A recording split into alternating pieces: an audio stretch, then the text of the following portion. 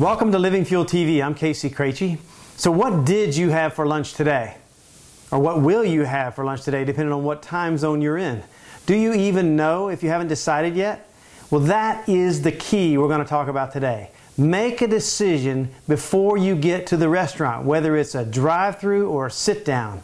Americans are going to restaurants by the millions today. So how do you decide what you're going to eat and what you're willing to do and what you're not willing to do? First of all, it is very important that you not just walk into a restaurant and sit down and expect and have no idea what you're going to eat and then just order what the menu presents to you. That is a prescription for disaster. So before you even go to a restaurant, in the morning, even at breakfast when you're not hungry, make a decision what you will have for lunch.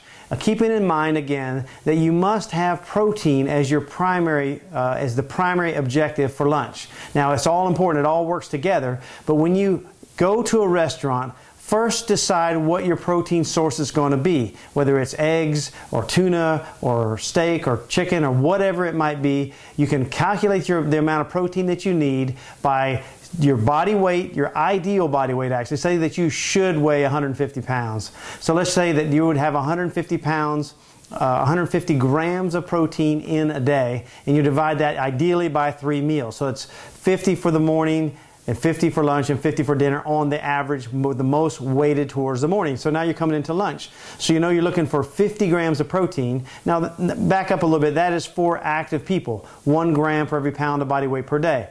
So if you say you want to go 75% of your body weight in grams, that is probably a good place for most people. So let's just go back to you're looking for 40 to 50 grams of protein at your lunch meal.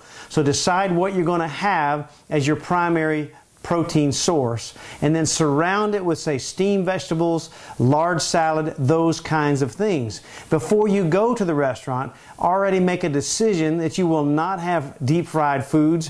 French fried potatoes are not vegetables, so that does not count in this plan. So have your leafy vegetables, a whole lot of vegetables, because they're basically free. You could eat them until you're full, and you'll get a lot of fiber as a result, and fiber is one of the things you're looking for. So if you do it this way, get some beans and legumes and things like that around your protein source, and you've already committed that you're not going to drink sweet drinks, and you're not going to eat the bread that they put on the table, and you're not going to have a dessert.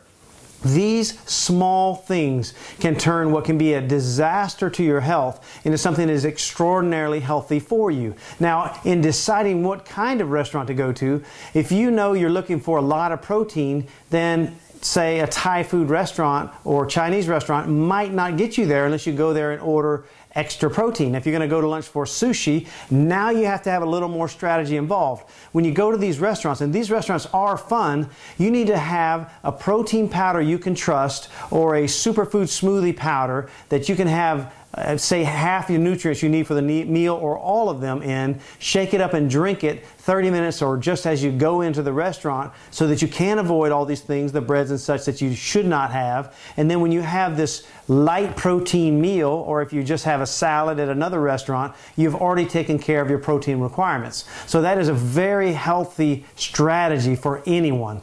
I really hope these strategies are helpful to you. God bless you and have a great day.